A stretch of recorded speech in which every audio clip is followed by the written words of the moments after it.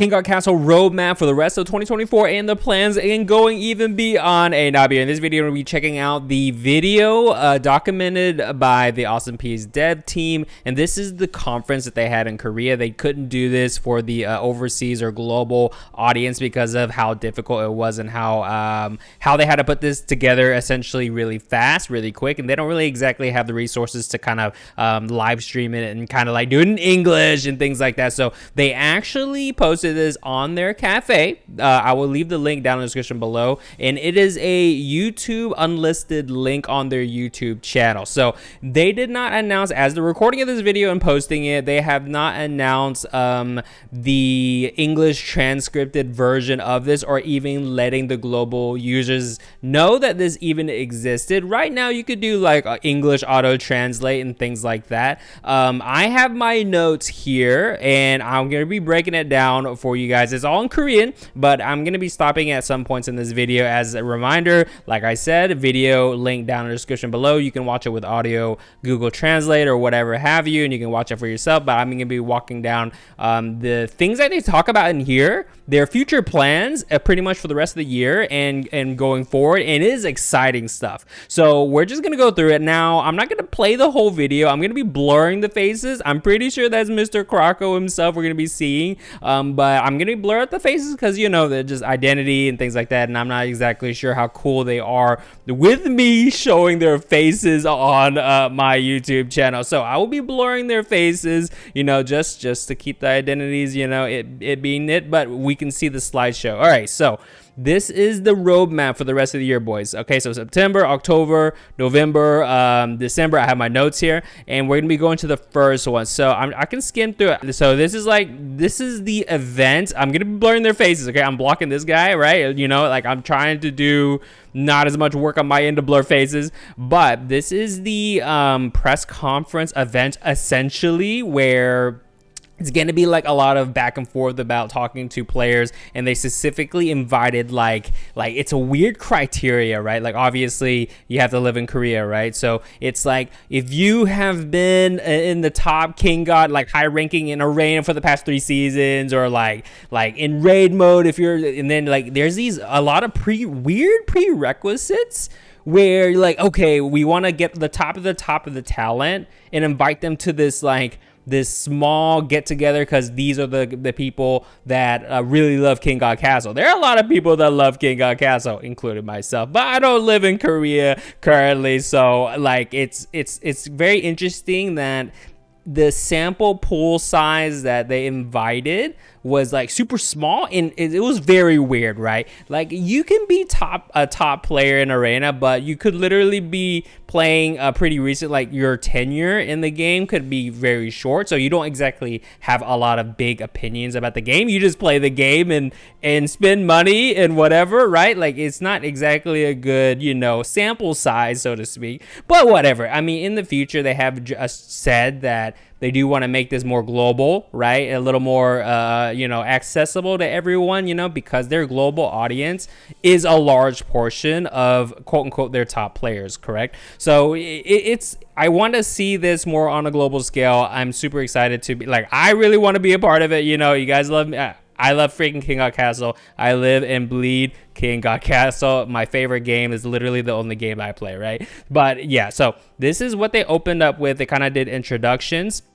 And then this is Mr. Croco. Pretty freaking sure it's Mr. Croco. This is a game. It's like the game planner, you know, person. I'm not exactly too sure who he is, but this is the PD on the right side here, like on the left side of the person sitting on the left side, not the person that I'm blocking. It's the person sitting on the right?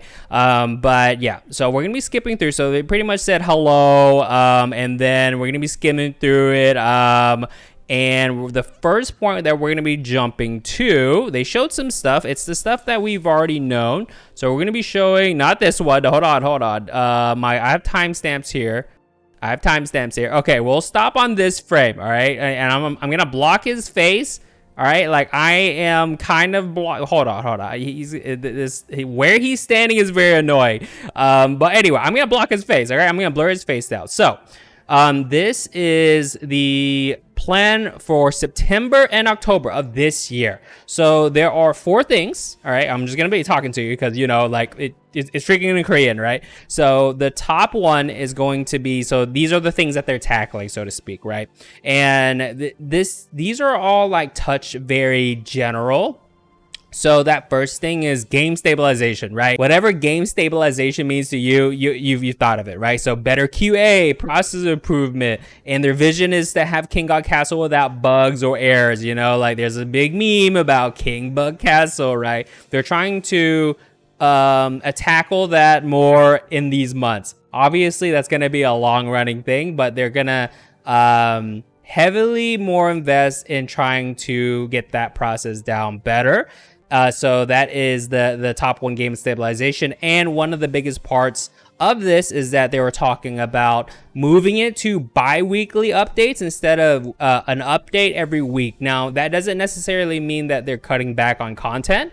They're just meaning that their release update cycles, like the cadence that it comes out, is going to be every other week. So because the idea is that, you know, that like that is pretty much when I release like my videos, right? So it's like the second, and is it the second?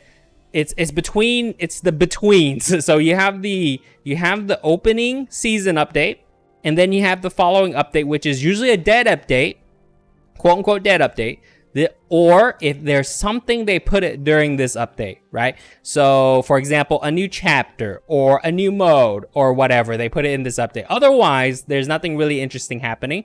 Then the following update is usually a new hero update. That's like the new hero update kind of patch, right? Sometimes it's skipped, like very rarely, but that's usually like a big update. Then the one after that, though, before it ends, the one after that is usually like a dead update where they kind of add like a new awakening and things like that. So those 2 quote unquote dead update weeks, they're going to condense it to every other week. Does that make sense? So it's going to be, now there's going to be like, if they're doing it this way, it's going to be start of season update, which is huge.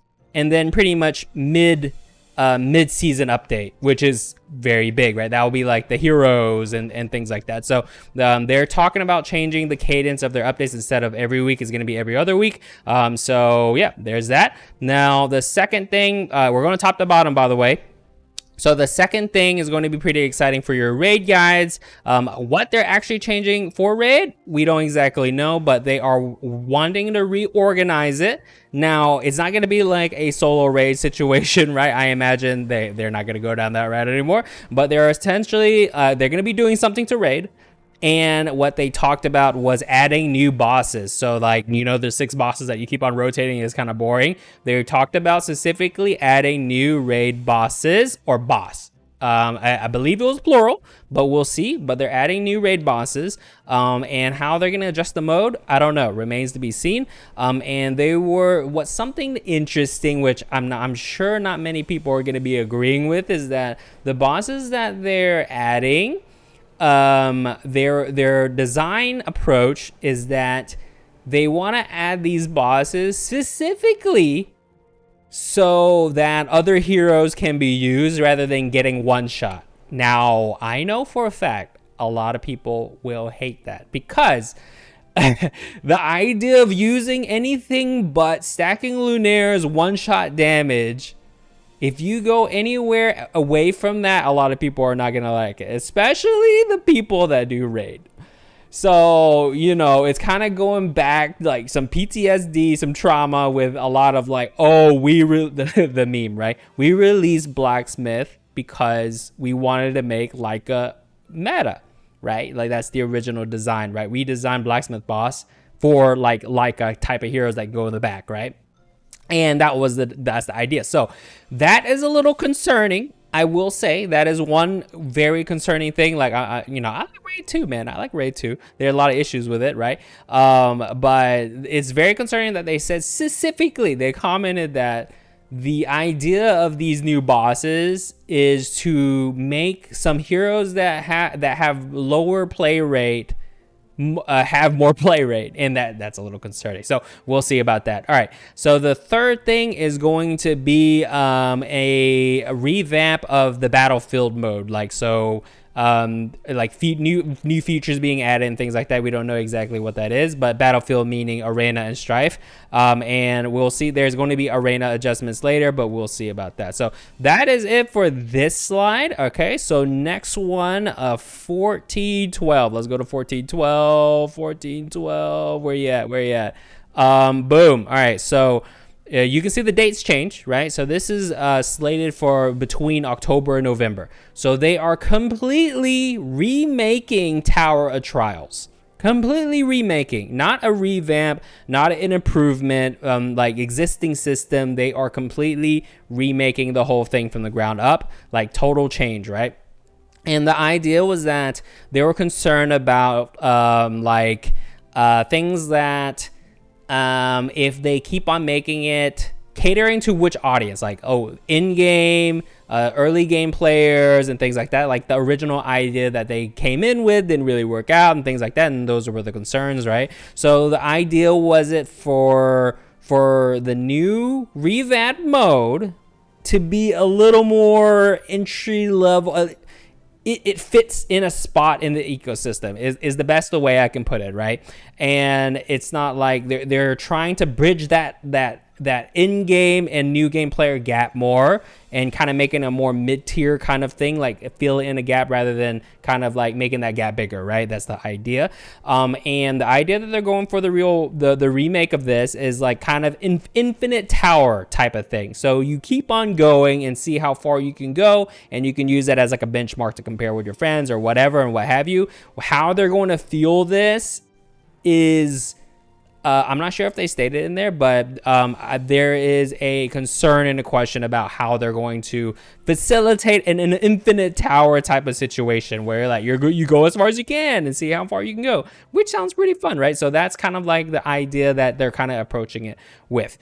So Tower Trials remake, complete remake coming soon. Next one is going to be 1545. Where is that? Right here. All right, he's blocking. There's three things on the screen. He's blocking it right here behind my head. So the left thing. So we went back. If you notice the date up top, we went back to September and October timeframe. And what this slide is showing is that on the left one, the left box, it's saying that this time period is their 4th anniversary, and we celebrated the 3.5 year anniversary already. This is actually their 4th year anniversary. So that's what that left box is saying. And then the middle one is they will be releasing chapter 15 or 2.5 or what have you during this time frame. And they were talking about possibly making taking a break for a month, to re-energize and coming back with full swing, right? But it's not to kind of combat the break. They're preparing extra things to kind of fill that void. So kind of prepare like for the staff being taking a small break, but they're maybe we'll get chapter 10.5 with corruption all together. Who freaking knows? I'm not sure, but the new chapter 15 will be releasing during this time frame, and then the right one that is behind my head right here, very exciting, is going to be a Lyca remake. So a remake. Now it says remake. I'm assuming it's going to be something like a Hanzi, right? So just retool the freaking kit, please. Retool the Awakenings. I'm very excited for a Lyca remake, brother. Like, give me the Lyca remake. I want to see Daniel very soon. I imagine it's on there. It has to be, right? It freaking has to be. But Lyca remake is coming around September, October. Very interesting. All right. So the last slide that we're going to be going to, the last thing of this. So this whole presentation is in 2 parts, by the way. Like, this part is like the development roadmap that they shared. And the second part is the Q&A session, I believe. And that is less interesting. I heard it was it